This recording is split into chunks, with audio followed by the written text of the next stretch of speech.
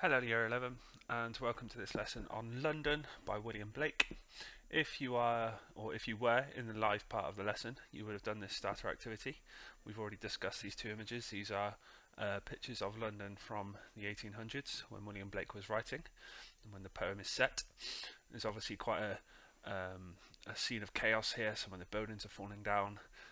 There are drunk people all over the streets. There's a baby falling off over a banister as his mother neglects to notice. There's an unfortunate man dying in the corner of starvation, and there's all sorts of things in these images. Now, these two images, you will notice that there's a small join in the middle. These two images aren't specifically about the poem London, but they do start us off on thinking about the way that people in Victorian London lived, what their lives were like, the situation around them. So, I've already said to you today, if you are watching this lesson live on the day, that here is our lesson. You might also need your Power and Conflict anthology, the one with the two blue swans on the front of it. If you've got that, brilliant. If not, then there's a copy of the poem in the files area.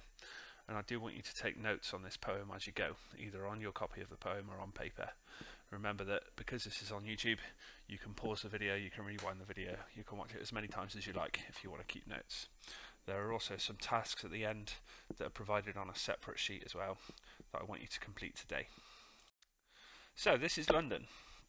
The poet William Blake that created the poem, he was also a little bit of an artist as well. For a lot of his poems he made these plates. They had images on them as well. You can see here we've got the poem London in the middle, and then a picture of a younger boy leading an older man through the streets. We've got the picture of the fire and the smoke from that fire kind of almost smothers the poem in some way, and that's kind of a key theme from our poem. It was written during the Industrial Revolution, so we have this idea of industry and manufacturing and all those factories with their chimneys kind of corrupting and turning the city black in some way. The poem itself goes like this. I wander through each chartered street, near where the chartered Thames does flow, and mark in every face I meet, marks of weakness, marks of woe. In every cry of every man, in every infant's cry of fear, in every voice, in every ban, the mind-forged manacles I hear. How the chimney sweepers cry, every blackening church appalls, and the hapless soldier's sigh runs in blood down palace walls. But most through midnight streets I hear, how the youthful harlot's curse blasts the newborn infant's tear, and blights with plagues the marriage hearse. So a nice short poem there. It's only 16 lines long, and we're going to get to grips with some of the key ideas from that poem today. First things first, William Blake. He's the man that wrote the poem, and he's something called a romantic poet. Now, this doesn't mean that he focuses on love between a man and a woman or love between two people in his poems. He's not that kind of romantic. This kind of romantic means that he sees the importance and the power of nature and beauty and natural things. He sees the power in humanity as it is, not in anything that we add to it, like cities or industry and things like that. The Romantics were dead against the events of the Industrial Revolution and the rise of factories and all sorts of things like that. The poem that he writes here describes a speaker's walk through the city of London. William Blake is the speaker in this poem, and he did live in London at the time, so he would have been walking through London just describing the things that he sees and hears. But on a deeper level, this poem is about the gulf between the rich and the poor. It tells us about this part of the city that's owned, the chartered streets and the chartered Thames. The word chartered there means owned. So really this is a poem about how difficult it is for working class people to get along in London. And that's something that isn't just unique to the London of the 1800s. It's something that we can also apply to our society today and how we live and how people live in London with the widening gulf between rich and poor. Here are some of the key images from the poem. Like I said, we'll start at the top. We've got the chartered Thames. Now the Thames is the main river that runs through London, and for it to be chartered means that it's being controlled, it's being owned in some way. The chartered streets as well means that all the buildings on those streets in London are owned by someone. Now It's not the working classes of London that own these things. It's the wealthy business owners, it's the landlords and things like that. So that really gives us this sense of London being owned by someone who isn't really a Londoner, who's not quite there. He's this distant landlord or this distant master. We've also got the next one down, marks of weakness, marks of woe, which is clearly this image of sadness, this image of everyone in London with their faces turned down perhaps towards the floor, not really looking at each other, not really engaging with the world around them. They're just going to and from work. Next we have every blackening church of bulls. The colour black is quite interesting here because it's got two meanings really. So the blackening church could literally be turning black. This could be a commentary on the Industrial Revolution and how dirty it's made London.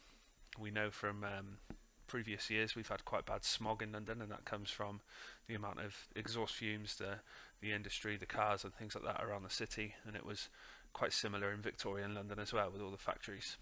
So the blackening church there could be a comment on the Industrial Revolution. The colour could also be the idea of corruption in the church. It could also be the a criticism of the church from William Blake, because obviously black is your classic symbolism of evil there.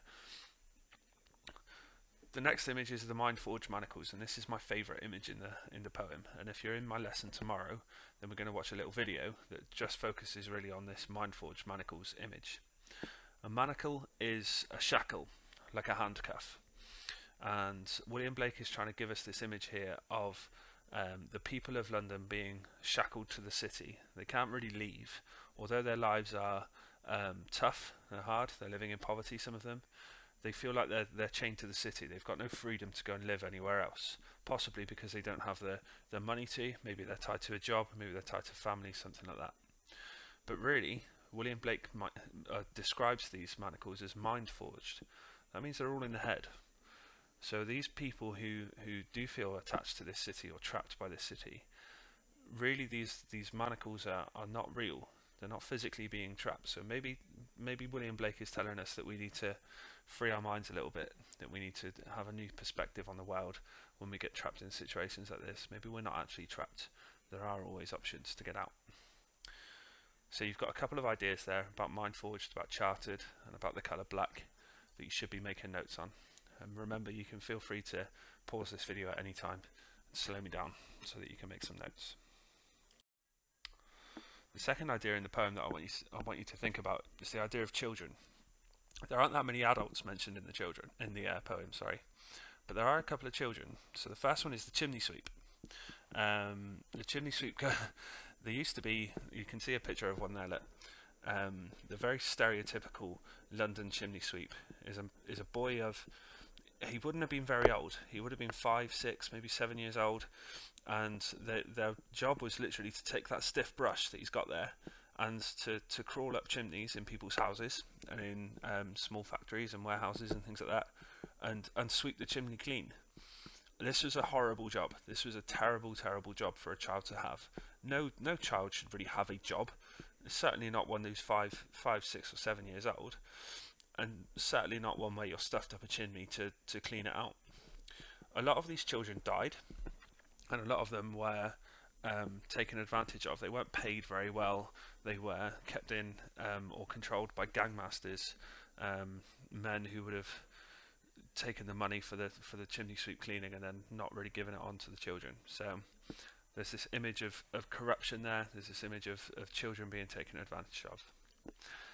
The other child in the poem is the crying baby at the end. Now that one's a pretty obvious image of sadness and things like that. There are some other people in the poem. There's a soldier, there's a harlot, which is another word for a prostitute, a couple of others as well. It's up to you to really think about why those particular people might have been mentioned and not others. But the children is certainly a strong image within this poem. Finally, just a note on context. So when it comes to context for the poems, you don't really need to remember that this was a poem that was part of the Songs of Innocence and Experience. You don't really need to remember that it was published in 1794. Okay, but what you might keep in mind is that all of William Blake's poems dealt with the contrast in life between these two words, innocence and experience. In some of his poems, he wrote about the happy side of life, natural things, the innocence of childhood, things like that. And on the other hand,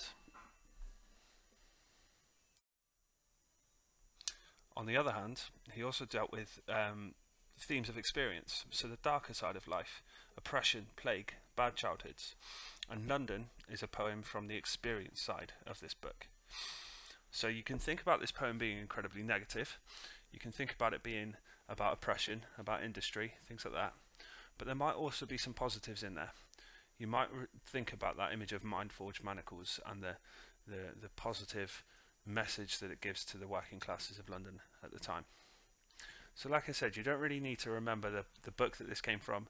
The important message here is what are the wider themes, what are the wider messages about life that William Blake is telling us. And that is something that can come, when it does come across really strongly in your essays, that's something that's worth quite a lot of marks. So try to include comments on that. So here's where I'm going to leave you then. In your Teams folder there is a worksheet on London with a couple of different broken down tasks for you to have a go at. In tomorrow's lesson, if you're watching this live as it was in January, in tomorrow's lesson we're going to try and put some of these ideas together into a coherent exam style answer to a question.